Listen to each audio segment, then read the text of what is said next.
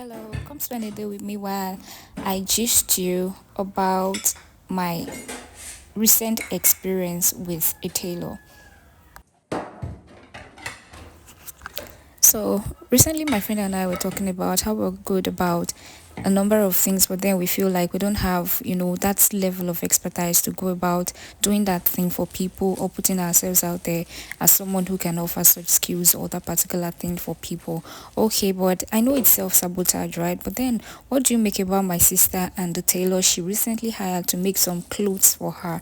This tailor, I recently wanted to suggest my tailor because she has made a few simple styles for me, but then since there were some styles among these dresses which my tailor have not made for me before, I thought, oh, let me just, hold on a bit. So I paused. Then we started to look for tailor. Eventually, my sister found a tailor, that had the aesthetics, that had the store all set up, well equipped and all of that. And because of that, we thought, okay, this is a better option. So we settled for her. Guys, this tailor delivered recently, and what she delivered is I can't describe it. I can't describe it. Like, a whole lot of money was wasted on this venture.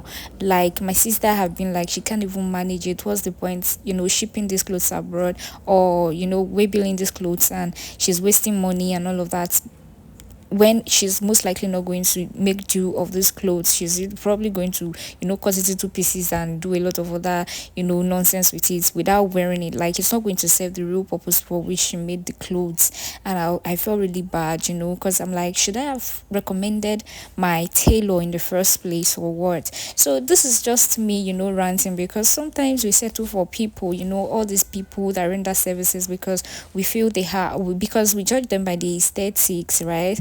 By the size of their store, by the beauty, by the aesthetics of where they work and all of that, when in the real sense they're not even as good as they are put as they are portraying themselves to be.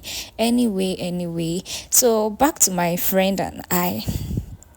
Back to my friend and I, you know, uh I mentioned that my friend and I were always like self-sabotaging. We're not good enough. Yet we see people who are not even as good as we are do these things with so much confidence and all of that. I know the way to get better at doing a particular thing is by doing it regardless, right? But it doesn't make sense, because at the end of the day, these are people's money. These are people's resources. These are you're dashing people's expectations, and it just doesn't make sense. For someone who is not even patient, they might even get you arrested, or not even pay you at all for the service you render.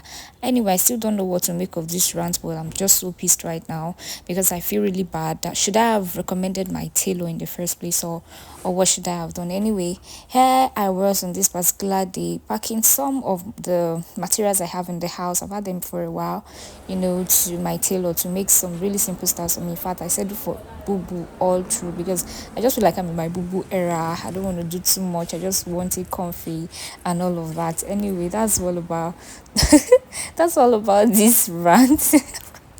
Anyway, bye guys. Bye.